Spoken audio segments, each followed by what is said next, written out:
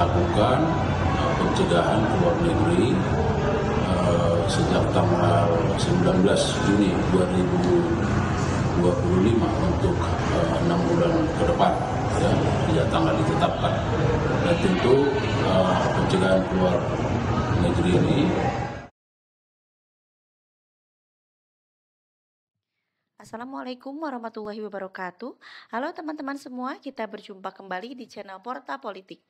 Bagaimana kabarnya hari ini teman-teman? Mudah-mudahan selalu dalam keadaan sehat dan selalu diberikan kelancaran dalam melaksanakan aktivitasnya masing-masing. Amin ya robbal alamin. Kembali dari kasus dugaan korupsi pengadaan laptop berbasis Chromebook yang menyeret nama Nadiem Makarim, mantan Mendikbudristek. Kepala Pusat Penerangan Hukum Kejaksaan Agung Harly Siregar menyatakan Nadiem Makarim resmi dicekal ke luar negeri untuk 6 bulan ke depan. Harly menyatakan pencegahan ini untuk memperlancar proses penyidikan. 3 mantan staf sus Nadiem pun ikut dicegah berpergian ke luar negeri. Kejagung menduga ada pemufakatan jahat oleh berbagai pihak dengan cara mengarahkan tim teknis agar membuat kajian pengadaan laptop tersebut pada 2020. Pengadaan Chromebook menghabiskan dana 9,9 triliun terdiri atas 3,5 triliun dana satuan pendidikan dan sekitar 6,3 triliun berasal dari dana alokasi khusus. Tanggal 23 Juni lalu, Nadiem telah memenuhi panggilan penyidik Kejagung untuk diperiksa sebagai saksi. Guru Besar Fakultas Hukum Universitas Jenderal Sudirman, Profesor Hipnu Nugroho, serta Ketua Dewan Pakar Federasi Serikat Guru Indonesia, Retno Listiarti, memberikan pernyataan mengenai kasus ini dalam wawancaranya bersama media Kompas.com. Berikut kita simak video dari wawancara tersebut. Telah dilakukan pencegahan ke luar negeri sejak tanggal 19 Juni 2025 untuk 6 bulan ke depan, ya, sejak tanggal ditetapkan. Dan tentu pencegahan keluar negeri ini oleh penyidik mempertimbangkan dalam rangka memperlancar proses penyidikan ini. Kita tahu saat ini yang bersangkutan juga sudah dipanggil dan diperiksa sebagai saksi. Setelah Senin lalu diperiksa selama 12 jam sebagai saksi, Kejagung mengeluarkan kebijakan pencegahan Nadiem Makarim ke luar negeri. Tak hanya Nadiem, ketiga mantan staf susnya juga turut dicegah ke luar negeri. Lalu apa yang harus difokuskan penyidik agar dugaan korupsi pengadaan laptop Chromebook ini bisa terang benderang terungkap?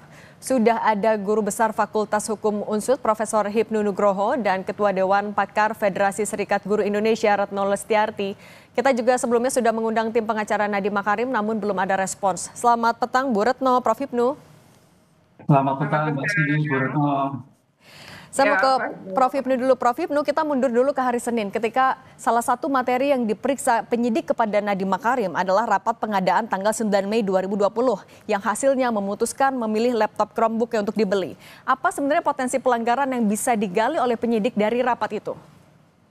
Ya, begini Mbak. Dalam hal suatu pengungkapan perkara, itu yang dicari adalah cut off-nya. Simpul perbuatan melawan hukumnya itu di mana? Apakah rapat yang pada tanggal 9 ataukah sebelumnya? Itu yang pertama. Yang kemudian rapat-rapat yang terjadi apakah ada perubahan kebijakan atau tidak? Makanya kalau kita melihat ada suatu perubahan kebijakan dan kebijakan dalam rapat itu ternyata melanggar hukum seperti yang disampaikan oleh Kapuspen, ada permufakatan. Permufakatan yang harusnya adalah pada rapat sebelumnya dikatakan tidak efektif pengadaan laptop menjadi tetap dijalankan. Disitulah sebagai bentuk sumber kejahatannya atau sumber informasinya, sumber permasalahannya yang merubah dari tidak efektif menjadi tetap dilaksanakan. Kemudian dari suatu kesepakatan rapat yang harusnya merubah spek atas suatu pemilihan jenis juga dilaksanakan. Disitulah Mbak saya kira cut off melihat suatu simpul-simpul kejahatannya muncul dari itu. Kalau itu sudah dapat diketahui tentang permufakatan, gampang itu tentang tindakan-tindakan pengungkapan selanjutnya. Begitu kira-kira. Oke, tapi Prof. Ibnu sedikit saja, kalau terkait dengan kebijakan pengadaan sesuatu barang di kementerian, apakah dari pengalaman sebelumnya Menteri selalu mengetahui kebijakan ini secara detail? Ya, kita melihat Menteri adalah sebagai pengguna keuangan. Oke. Pengguna keuangan. Pengguna keuangan itu bertanggung jawab, Mbak. Pengguna anggaran. Oleh karena itu, di sini akan dilihat nanti sebetulnya siapa yang paling bertanggung jawab. Kan gitu kan pertanggungjawaban pidana itu melekat pada seseorang yang mempunyai kehendak, mempunyai tujuan. Pertanyaannya, perubahan dari tidak efektif menjadi efektif, perubahan yang menjadikan itu kehendak menteri atau bukan. Nah, disinilah dari aspek hukum sebagai sifat melawan hukumnya di sana. Kalau itu yang dikatakan melawan, lah itu masuk kualifikasi begitu kira-kira. Oke, kalau Bu Retno, Anda dari FSGI, pengamatan Anda sebenarnya bagaimana realisasinya untuk program pengadaan laptop Chromebook ini? Apakah sebenarnya sudah tepat sasaran, efektif juga untuk pelaksanaannya sejauh ini? Iya, sebenarnya kan awalnya gitu ya, kalau dari penjelasan pihak kementerian memang ini digunakan untuk membantu pembelajaran jarak jauh. Jadi pembelajaran jarak jauh itu kan ketika memang pandemi dan setelah itu gitu ya, artinya itu memang untuk membantu proses pembelajaran. Nah, lalu apakah kemudian ini tepat atau tidak? Karena sebenarnya kalau berbicara tepat atau tidak, memang selalu ada pro kontra ya. Karena banyak orang yang bilang harusnya itu sasarannya ke daerah 3T. Faktanya daerah 3T ini kayak ya sulit sinyal, sulit listrik, dan lain-lain kan gitu. Lalu untuk pembelajaran agar karena banyak sekali gitu ya ketika itu anak-anak yang kemudian tidak memiliki fasilitas itu, guru yang tidak memiliki laptop dan lain-lain, sehingga memang niatnya adalah untuk memberikan bantuan dan memberikan kemudahan agar pembelajaran itu berjalan. Nah, kalau kemudian speknya dan lain-lain, tentu sekolah kan nerima aja ya. Artinya sekolah-sekolah yang kemudian dituju itu kita juga nggak tahu pembagiannya kayak apa gitu. Jadi artinya itu juga sebenarnya secara terbuka kita nggak pernah diinfoin, nggak pernah juga ada bicara bahwa yang nerima tuh siapa gitu, yang dianggap tepat sasaran tuh siapa. Itu memang nggak pernah ada gitu. Tapi kalau soal nggak pernah dimunculkan lah ke publik. Tapi kalau bantuan laptop sendiri sebenarnya sampai sih ke beberapa sekolah gitu. Tapi apakah itu tepat sasaran gitu ataukah bagaimana itu kita juga tidak pernah terinfo soal itu ya. Karena antara yang nerima sama yang tidak menerima bantuan ini kan lebih banyak yang nggak nerima sebenarnya ya. Jadi belum tentu juga misalnya sekolah-sekolah di jaringan kami gitu, mereka menerima gitu ya, tapi bahwa ada yang menerima, iya sih. Nah, soal transparansinya, kemudian efektivitasnya, Prof. Ibnu, apakah ini juga akan menjadi salah satu indikator Kejagung dalam menentukan kasus ini juga terhadap Nadiem Makarim misalnya? Iya, kalau mendengar apa yang disampaikan Bu Retno, proyek ini bukan proyek button up, pertanyaan, tapi kelihatannya top down, keinginan dari suatu kementerian. Sehingga makanya kalau button up mungkin Bu Retno tahu keadaan terjadi, keinginan di daerah. Tapi kalau keinginan dari pusat, berarti disinilah saya kira sebagai bentuk transparansi yang ada pada pihak kementerian, yang kemudian disosialisikan, yang kemudian dilihat satu aspek kebutuhan. Ini yang tampaknya tidak match antara keinginan yang di bawah, kondisi yang di bawah, dengan suatu perbuatan keinginan di atas. Disitulah kalau dari aspek hukum sebagai bentuk aktus rusnya, suatu perbuatannya, suatu menyimpangnya yang sesuai dengan tidak ada tujuan dari suatu perbuatan yang dituju dalam suatu pengadaan laptop yang kepentingan untuk pendidikan. Itu arahnya ke sana tampaknya kalau mendengar dari Bu Retno tadi. Oke, nah Bu Retno, kalau secara keseluruhan kan alokasi anggaran untuk proyek ini juga tidak sedikit. Tapi dari pengamatan Anda, apakah kalau dari infrastrukturnya, SDM-nya, perangkatnya, sekolah-sekolah di Indonesia secara umum sudah siap untuk menerima program ini?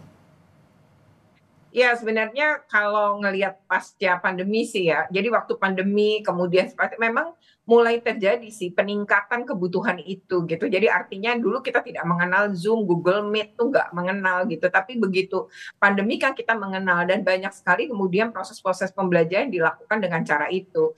Nah itu sebenarnya kalau ngelihat kebutuhan ya bisa jadi pada masa itu memang sebuah kebutuhan gitu. Hanya kami barangkali ya memang pada posisi yang kemudian tidak paham ya apakah kemudian pengadaannya seperti apa dan speknya kayak apa itu kita memang tidak pernah juga diinfokan. Nah mungkin pembicaraan bisa saja ke dinas-dinas pendidikan gitu, karena yang menentukan misalnya dapat sekolah atau tidak gitu itu kan juga banyak peran dinas pendidikan di situ gitu ya. Jadi mungkin komunikasinya juga dengan pemerintah daerah. Nah di sini yang kemudian kementerian atau pemerintah pusat mungkin ini apa nih yang dibutuhkan di daerah mana dan lain-lain, kemudian bekerja sama dengan dinas untuk nentuin mana sekolahnya, itu ya bisa jadi gitu. Jadi kalau di sekolah sih sebenarnya kami cenderung tidak mengetahui gitu ya, guru-guru ini lebih nggak tahu. Bahkan kita juga kalaupun sekolah kita dapat ada jumlahnya berapa dan apa juga belum tentu juga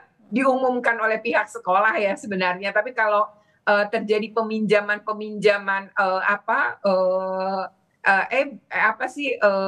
beberapa tadi ya seperti laptop dan lain-lain gitu di sekolah memang ada. Tapi ketika misalnya ya kalau kita berbicara pandemi, sebenarnya bantuan-bantuan itu pun bisa digunakan kan lewat handphone ya, dan sebenarnya saat itu pun banyak sekali gitu orang tua yang kemudian patungan juga untuk anak-anak yang kemudian keluarganya sebenarnya nggak mampu gitu. Jadi memang ada gitu gerakan-gerakan seperti itu pun saat itu ada, nggak harus laptop sebenarnya. Oke, itu yang terjadi di lapangan ya Bu Retno. Kita mau kembali dulu ke kasus Prof Hipnu.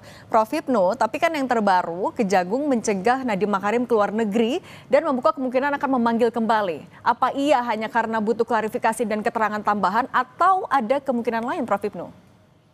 Ya, kalau kita melihat suatu kasus-kasus yang terjadi, seseorang yang terkait dicekal, memang betul itu sebagai saksi. Tapi berpotensi ya, karena berpotensi suatu keterangan itu yang luar biasa untuk kepentingan suatu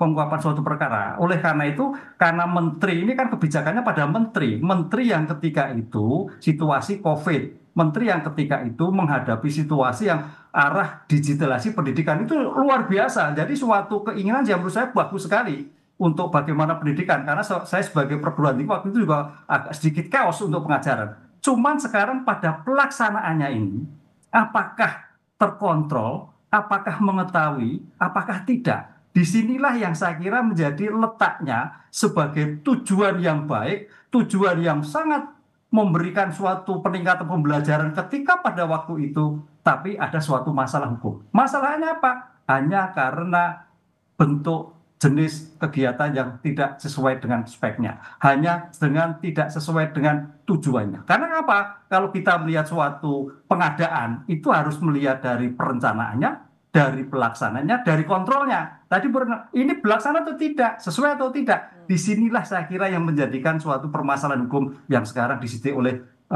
Kejaksaan Agung. Nah kalau dari Bu Retno, sebenarnya untuk memberantas potensi korupsi di dunia pendidikan, harus mulainya dari mana Bu Retno? Ya, pertama sebenarnya yang pertama itu memang lemah pada transparansi ya. Jadi memang tujuannya baik itu niatnya baik gitu. Tapi kan seharusnya memang ada pertama kajian yang butuh sebenarnya mana, kemudian berapa jumlahnya, lalu yang pas ya speknya berapa sebenarnya yang kemudian pas. Nah ini kayaknya tidak didahului dengan itu, padahal sebenarnya sebuah kebijakan salah satunya gitu ya, kebijakan itu akan baik, kebijakan itu efektif yaitu jika salah satunya kan bermainnya di data ya, sehingga data ini yang kemudian nampaknya lemah. Kemudian yang kedua kan ketika ini disebarkan ya, misalnya ke seluruh daerah gitu ya, kemudian ke banyak sekolah gitu. Nah, bagaimana pengawasannya ini gitu. Jadi sebenarnya ini kan harusnya ada bentuk-bentuk yang pengawasan hingga pada posisi di daerah juga. Misalnya bagaimana inspektorat juga kalau memang ada hubungannya pemerintah daerah dengan pemerintah pusat gitu, kemudian ada pembagian, harusnya kan juga ada bentuk-bentuk pengawasan. Nah, ini yang nampaknya tadi ya, pencegahan kan lebih baik gitu. Nah, nampaknya itu tidak, mungkin karena orang percaya aja di masa itu begitu memang dibutuhkan, kemudian jadi seolah-olah tuh ya udahlah yang penting untuk kebaikan, dan padahal kan sebenarnya enggak, karena ini kan uang negara ya. Artinya walaupun ini dugaan gitu ya, memang kan nilainya tinggi banget 10T gitu ya. Nah, ini yang kalau spek dan lain-lainnya memang banyak guru dan sekolah nggak paham gitu ya. Ini speknya seperti apa, kemudian harganya berapa, mungkin kami tidak paham. Yang kami tahu adalah menerima. Dan kalau jumlah mungkin benar-benar diterima, tapi bagaimana aspeknya dan bagian itu mungkin itu ya yang kemudian bisa saja terjadi markup dan lain-lain gitu ya. Kita kan sebenarnya juga nggak. Oke, Prof. Ibnu, terakhir, ketika nanti Nadiem Makarim sudah dijadwalkan pemanggilan ulang atau pemeriksaan ulang, apa yang akan jadi fokus penyidik untuk dipastikan ke Nadiem Makarim? Mungkinkah nanti akan sudah ada penetapan tersangka siapapun itu? Ya, kalau kita melihat sebagai bentuk kasus Kemenristek ini kasus yang sederhana. Karena apa? Lokusnya sudah jelas, 1922. Temposnya jelas, ada di tingkat kementerian, kan gitu kan. Lokus temposnya jelas. Sekarang sebetulnya tinggal menentukan siapa yang paling bertanggung jawab atas kasus ini. Kan itu. Apakah pengguna anggaran, yaitu kementerian, apakah hanya PPK, pejabat pembuat komitmen. Kalau pejabat pembuat komitmen kasihan, itu hanya eksekutor. Tapi eksekutor ini karena tidak bisa menolak, karena intervensi. Intervensi pimpinan yang harus melaksanakan. Disitulah saya kira dua hal ini yang harus menjadikan pertanggungjawaban sebagai pengguna anggaran dan sebagai pelaksanaan yang mungkin tidak mau menolak atau tidak berani menolak atas suatu tindakan yang begitu, sehingga terjadi suatu tindakan korupsi. Inilah saya kira menjadikan suatu titik poin pertanggungjawaban dalam suatu kejahatan tersebut. Apalagi kalau ke menteri, memang dalam suatu konteks ada pertanggungjawaban struktural. Misalkan seandainya Pak Menteri nggak ngerti lah, tapi pertanggungjawaban struktural bagaimana? Dia harus mengecek, mengevaluasi, bermanfaat atau tidak, bertujuan lah. Disitulah nanti aspek hukum berkembang. Pasal mana akan dilakukan oleh Kejagung. Itu Pak, yang nanti kita lihat, kita tunggu rumusan daripada Kejaksaan Agung untuk menilai paling bertanggung jawab siapa dalam kasus ini. Oke, siapa yang paling bertanggung jawab itu yang dicari. Terima kasih, Prof. Nah teman-teman, demikian video yang dapat kami sampaikan pada perjumpaan kita kali ini. Silahkan sampaikan pendapat kalian di kolom komentar dengan bijak. Dan jangan lupa untuk terus tetap dukung channel Porta Politik dengan cara like, share, dan subscribe. Terima kasih atas perhatiannya dan sampai jumpa. Wassalamualaikum warahmatullahi wabarakatuh.